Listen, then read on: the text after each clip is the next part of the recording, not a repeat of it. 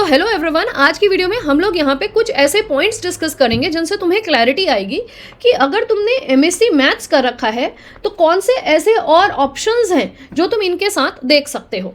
तो सबसे पहले अगर तुमने एमएससी मैथ्स किया हो, तुम्हारे पास ऑप्शन रहता है सीएसआई नेट एग्जाम देने का, तुम्हारे पास ऑप्शन रहता है गेट का एग्जाम देने का, तुम्हारे पास ऑप्शन रहता है एमसीए करने का, तुम्हारे पास ऑप्शन रहता है एमबीए करने का, तुम्हारे पास ऑप्शन रहता है बीएड करने का, तुम्हारे पास ऑप्शन रहता है सेट के एग्जाम्स देने का।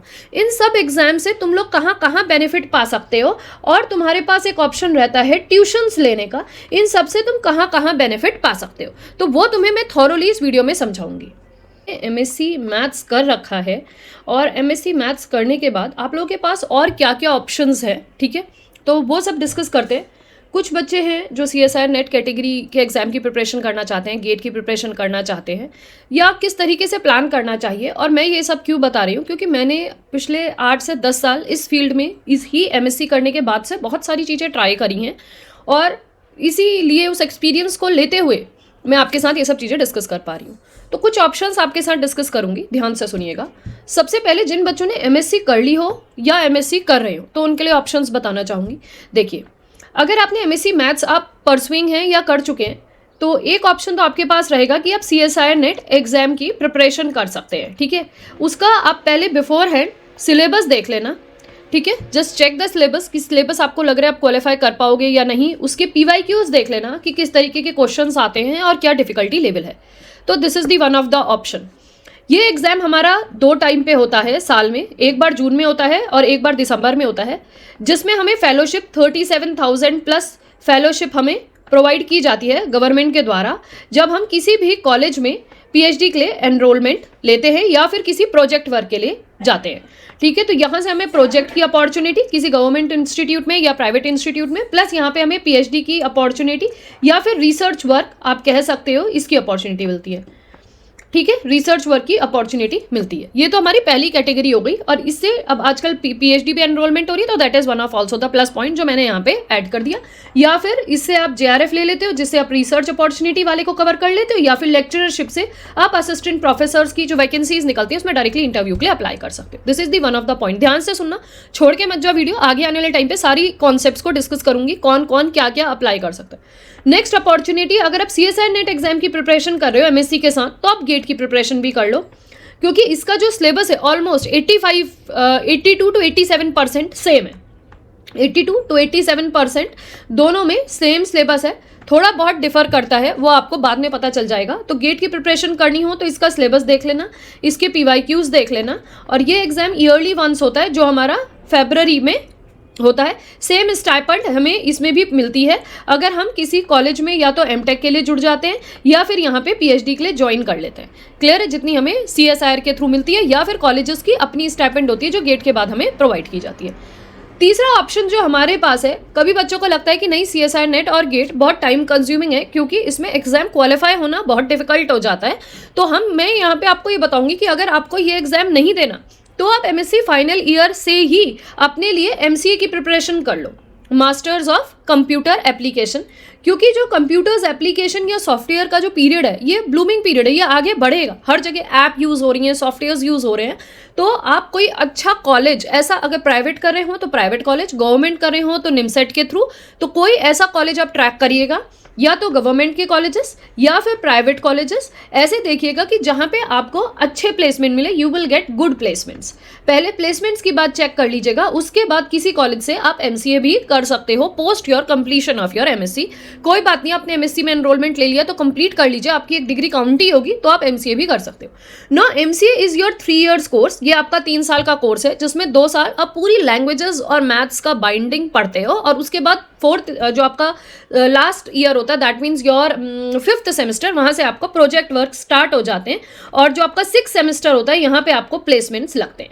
यहाँ पे मैं एक चीज़ डिस्कस करूँगी कि आप किसी भी डिस्टेंस लर्निंग वाले से एमसीए मत करिएगा, डिस्टेंस लर्निंग से एमसीए मत करिएगा अनटिल अनलेस वो आपको प्लेसमेंट दे रहे हो। अगर डिस्टेंस लर्निंग कंफर्म करता है कि हम आपको प्लेसमेंट दे रहे हैं तभी आप डिस्टेंस लर्निंग से करेंगे, otherwise strictly no for the distance learning colleges. जाके वहाँ पे प्लेसमेंट, जाके वहाँ से मतलब कि आप 1-on-1 जो कॉलेजेस जाते जाते हो वैसे ही जाके पढ़ाई करना, no distance learning, regular learning वाले कॉलेजेस को यहाँ पे आप देख सकते हो। डिपेंडिंग अपॉन, कभी कभी हमारे को लगता है कि हमारे पास घर में पैसा नहीं है तो हम एमएससी में एनरोल कर लेते हैं और उसके बाद हमें लगता है कि ब्रदर जॉब करने लगा है या थोड़ी अर्निंग आने लगी है, या हमने एमएससी कर ली और उसके बाद कुछ साल, 1 साल 2 साल हमने कहीं पढ़ा लिया, हमारे पास थोड़ा पैसा आ गया फीस के लिए और अब हम एमसीए कर सकते हैं। तो यार बिल्कुल कर सकते हो। अगर आपको लग रहा है कि ये जो ऊपर वाले फील्ड्स हैं दोनों के दोनों, यहाँ पे आप कुछ नहीं कर पा रहे हो, तो स्पेशली जो बॉयज़ हैं उनके लिए ये फील्ड वर्थ है। आप यहाँ पे जाइए, कोई टाइम वेस्ट नहीं होता, 3 साल निकलते पता भी नहीं चलते 3 साल के एंड में आपको बहुत अच्छे प्लेसमेंट्स मिल जाते हैं। बाय द टाइम आप एक्सपीरियंस भी हो जाते हो, सीनियर्स को भी देख लेते हो, तो आपको पता चल जाता है कि कहाँ पे कैसे प्लेसमेंट्स हो रहे हैं और फिर आप उस तरीके से एक बार उसमें कंपनी में घुस जाते हो तो फिर आप आगे अपने आप को स्किल कर सकते हो। ठीक है, तो यहाँ पे ही 4 साल वेस्ट कर दिए, 5 साल वेस्ट कर दिए, तो आई थिंक ये वाली चीज़ मेरे हिसाब से बहुत रिग्रेटिंग है, ये नहीं करना है आपको। इससे बेटर है you come to switch to this side. ठीक है, this is one of the option. Next option आपके पास है कि आप MBA कर सकते हो। MBA is also your 2 years course. यहाँ पे आपको डिफरेंट जो डिपार्टमेंट्स है उसमें आपको स्पेशलाइजेशन प्रोवाइड की जाती है, स्पेशलाइजेशंस प्रोवाइड की जाती है। जैसे कुछ लोग फाइनेंस में करते हैं, कुछ लोग ऑपरेशन रिसर्च में करते हैं, कुछ लोग IT में करते हैं, कुछ लोग आपके रिसर्च में करते हैं। ठीक है, तो इस तरीके से रिसर्च एंड डेवलपमेंट में उसमें करते हैं। अलग अलग तरीके से अलग अलग फील्ड में तुम्हारे अलग अलग यहाँ पे स्पेशलाइजेशन प्रोवाइड की जाती है। क्लियर, ये 2 years का कोर्स होता है। सिमिलरली 1.5 year आपकी स्टडी रहती है और लास्ट का जो आपका सेकंड मतलब जो 4th सेमेस्टर होगा, यहाँ पे आपका सेकंड ईयर का 4th सेमेस्टर, यहाँ पे आपका प्लेसमेंट स्टार्ट हो जाता है, मतलब 4th सेम से प्लेसमेंट स्टार्ट हो जाता है। इसके लिए भी सेम करना है। या तो अगर अच्छे कॉलेजेस चाहिए जो बहुत ज़्यादा रेप्यूटेड कॉलेजेस हैं, प्राइवेट में भी गवर्नमेंट में भी, तो आपको यहाँ पे कैट का एग्जाम देना होगा, या फिर आप मैट का एग्जाम दे सकते हो, या फिर GMAT का एग्जाम दे सकते हो, या फिर किसी कॉलेज में, प्राइवेट कॉलेज में डायरेक्टली भी ले सकते हो, बट इसकी फीस थोड़ी ज़्यादा होती है। तो आई प्रेफर कि अगर MBA करना तो बहुत सोच समझ के कॉलेजेस को पहले से पढ़ के करना कि कौन सा कॉलेज आपको प्लेसमेंट दिला रहा है, क्योंकि मेन काम हमें क्या है कि पैसा कमाना है और अच्छे से अपने को सेटल करना है। मेन एम हमारा वही रहेगा। तो this is your 4th option. Ma'am आप ये 4th ऑप्शन क्यों करें? मैंने भी यार MSc कर रखी है, MSc करने के बाद मैंने MPhil भी करी, पढ़ाते पढ़ाते फिर उसके बाद मैंने MCA भी कर रखा है, क्योंकि मुझे लगा कि मुझे इस समय MCA करना चाहिए। मैंने MCA करा, उसके बाद 3-4 साल मैंने कॉर्पोरेट जॉब भी करी। तो डिफरेंट तरीके के एक्सपीरियंस, जिस हिसाब से मेरी लाइफ में मूवमेंट्स आए, मैंने उस हिसाब से उस चीज़ को एक्सेप्ट किया और बढ़ती चली गई। तो व्हाट आई सजेस्ट कि एक ही चीज़ के पीछे बैठे रहो और रोते रहो कि यार नहीं हो रहा, यहाँ मैं आगे नहीं प्रोसेस कर पा रही, यहाँ पे मेरे पास एक्सेल नहीं हो पा रहा। सो इट्स बेटर, आजकल का टाइम इतना भागता हुआ है, आपको जो ऑप्शन मिल रहा हो और आपको लग रहा है कि आपको कर सकते हो, तो आप उसको प्लीज़ ज्वाइन करिए। ये मत सोचिए कि हम बड़े हो गए, हमसे जूनियर वहां करें, नहीं, it is not like that. अभी भी मेरी कुछ फ्रेंड्स हैं जो IIM वगैरह से प्लान कर रही हैं MBA करने की, and they are at good post. तो अपने आप को सब लोग एक्सेल करने की कोशिश करते हैं। आप यहाँ पे ऑलरेडी क्वालिफाइड हो, लेकिन आपको लग रहा है कि उस फील्ड में आपको कुछ अच्छा नहीं मिल रहा, so you are moving towards the other side. उसमें हर्जाई क्या है? तो अपने माइंड को पॉजिटिव बना के, अगर आपका फैमिली आपका साथ दे रही हो, तो आप एक अच्छा ऑप्शन चुन सकते हैं पोस्ट MSc भी। अपार्ट फ्रॉम एक ऐसी चीज़ में, स्पेशली फॉर बॉयज़, एक ऐसी चीज़ में पकड़ के रखो कि वहाँ पर आपको कुछ भी नहीं दिखाई दे रहा और बाद में रिग्रेट हो कि यार ये क्यों कर लिया। तो आई थिंक आप इस तरीके से भी सोच सकते हो। दूसरे बच्चे जिन्होंने MSc कर रखा हो, तो this is my first second, मैंने गेट बता दिया, ये बता दिया। अब मेरा 4th ऑप्शन जो है, विच इज़ योर B.Ed। अगर आपको लग रहा है, स्पेशली फॉर बॉयज़ या गर्ल्स, दोनों के लिए, ठीक है, दोनों के लिए, क्योंकि देखो गर्ल्स का क्या रहता है कि आसानी से स्कूल्स कॉलेजेस में जॉब्स मिल जाती है, बट बॉयज़ को पूरी फैमिली चलानी होती है, उसलिए अर्निंग ज़्यादा चाहिए। तो इस हिसाब से भी आप सोच सकते हो। Clear. Next point is for both boys and girls, बच्चे जो MSc कर चुके हैं, अगर आपको लग रहा है कि हमने CSIR नेट को 1 साल दे दिया है और हमारा एक्सेल नहीं हो पा रहा है इस फील्ड में, तो आप B.Ed भी कर सकते हो। सो B.Ed इज़ योर 1 year का कोर्स, 1 year का आपका कोर्स रहता है, और इसके बाद आपको B.Ed के बाद TGT, PGT, CTET जैसे जो एग्जाम्स हैं वो देने होते हैं।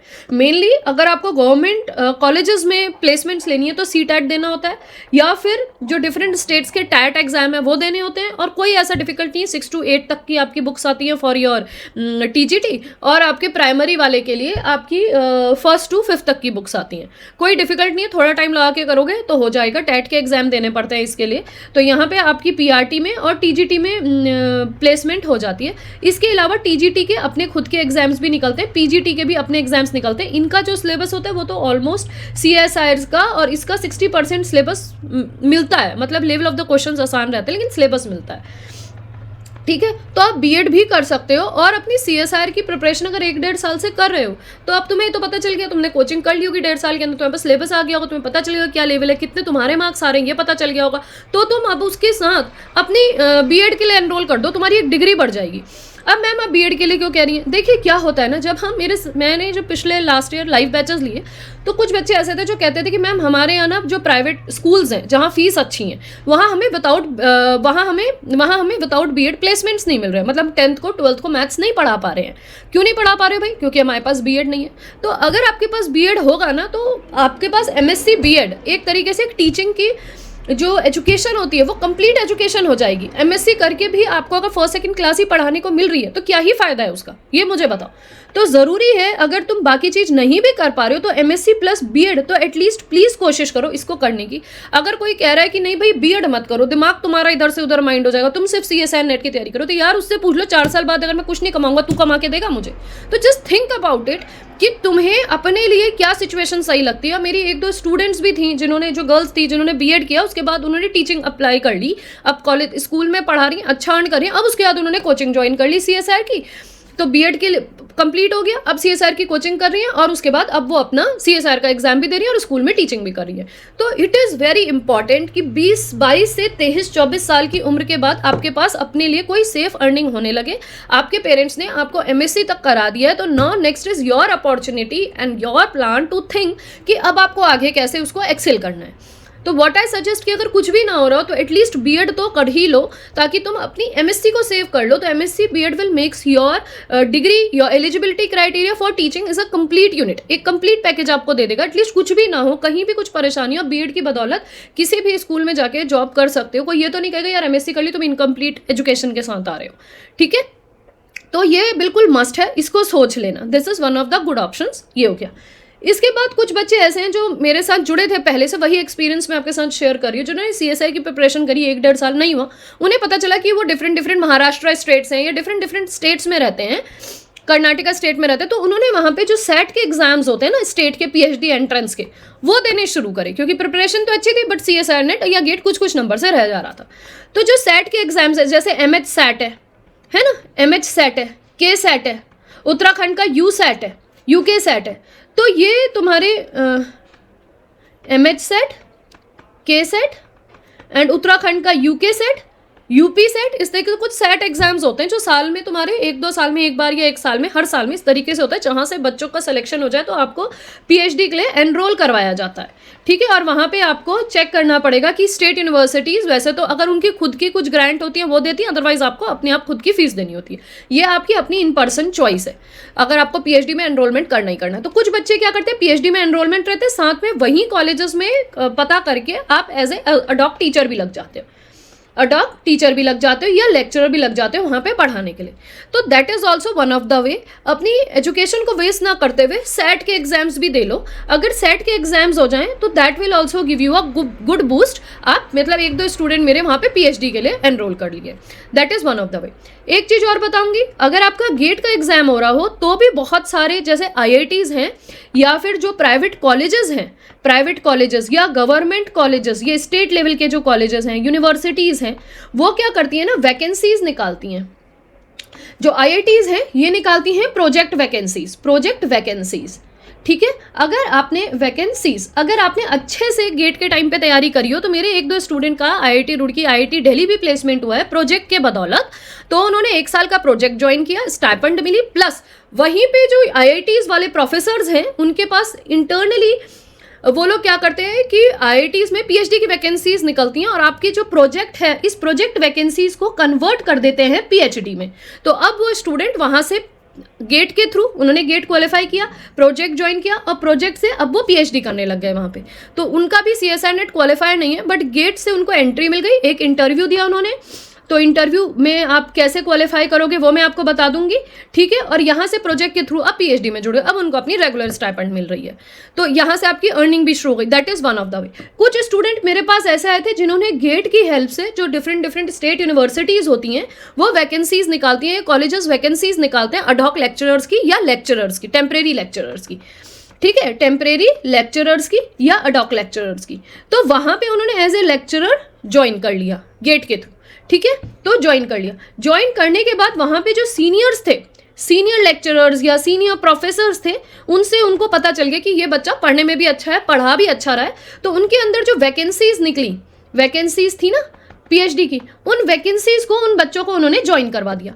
तो वहाँ पे भी मेरे कुछ स्टूडेंट्स हैं, इस तरीके से उन्होंने गेट क्वालिफाई किया, स्टेट के कॉलेजेस को ज्वाइन किया वैकेंसीज के थ्रू। अब वहाँ पे वहाँ के जो प्रोफेसर्स हैं उन्हीं के अंडर पीएचडी की वैकेंसीज को भी ज्वाइन कर लिया, प्लस अडॉक में एज ए लेक्चरर भी लगे हैं। तो अडॉक लेक्चरर की कुछ आपको अर्निंग मिलती रहेगी, साथ में आपने पीएचडी भी वहाँ से ज्वाइन कर ली, तो बाद में अगर परमानेंट प्लेसमेंट होगी तो वहाँ पे भी आपको क्या होगा, थोड़ा सा तो बेनिफिट मिल ही जाएगा उन प्रोफेसर्स के अंडर पीएचडी करने का। और 3-4 साल उस कॉलेज से जुड़े रहोगे तो आप पढ़ाओगे, अपने आप को भी फ्लरिश करोगे, तो आपके जुड़ने के भी परमानेंट चांसेस बहुत ज़्यादा हो जाते हैं। तो ये कुछ बहुत छोटी छोटी सी चीज़ें हैं जो आपको नहीं पता चलती, लेकिन वो आपको पता होनी चाहिए कि किस फील्ड में किस तरीके से कहाँ पे कैसे तुम इसको एक्सेल कर सकते हो। ठीक है, अब तुम्हें मैंने ये सब तो बता दिया। अब देखो, कुछ बच्चे ऐसे होते हैं, मतलब मेरे साथ के थे, उन लोगों ने क्या करा, एमएससी करा प्लस बीएड करा। बीएड करने के बाद ये सारी चीज़ें मैंने तुम्हें पीएचडी वाली बता दी। अब देखो आगे, एमएससी बीएड करा, उसके बाद उन्होंने एमएससी बीएड करने के बाद उन्होंने यहाँ पे सीटेट का एग्जाम दिया। सीटेट का एग्जाम देने के बाद जो गवर्नमेंट वाइज वैकेंसीज निकलती हैं स्कूल्स की, है ना, वैकेंसीज निकलती हैं स्कूल्स की प्राइमरी टीचर की, वो ज्वाइन कर ली। तो यहाँ से भी उन्हें प्लेसमेंट मिल गया, और इनके प्लेसमेंट्स भी स्कूल जो गवर्नमेंट स्कूल्स हैं उनके थ्रू मिल रहा है। तो ये भी एक आपको बेनिफिट मिल जाएगा एमएससी बीएड होने का। तो ये कुछ कुछ फेजेस हैं जो तुम्हें पता होने चाहिए। ठीक है, नेक्स्ट, अब मैं जो नेक्स्ट वीडियो लेकर आऊँगी वो मैं उस पर लाऊंगी कि अगर आपने एमएससी मैथ्स कर रखा है तो कौन कौन से ऐसी साइंटिस्ट पोस्ट है, साइंटिफिक पोस्ट हैं, साइंटिस्ट मैथ्स की पोस्ट हैं, जो तुम लोग डिफरेंट एग्जाम्स देके क्वालिफाई करके एमएससी मैथ्स या एमएससी मैथ्स प्लस सीएसआर या एमएससी मैथ्स प्लस गेट देके उन पोस्ट तक पहुंच सकते हो। ठीक है, सो अगर ये वीडियो अच्छी लगी हो तो चैनल को ज़रूर सब्सक्राइब करना और बाकी स्टूडेंट्स के साथ ज़रूर शेयर करना, और मुझे ये ज़रूर बताना कि तुम्हें और नेक्स्ट वीडियो किस चीज़ में चाहिए।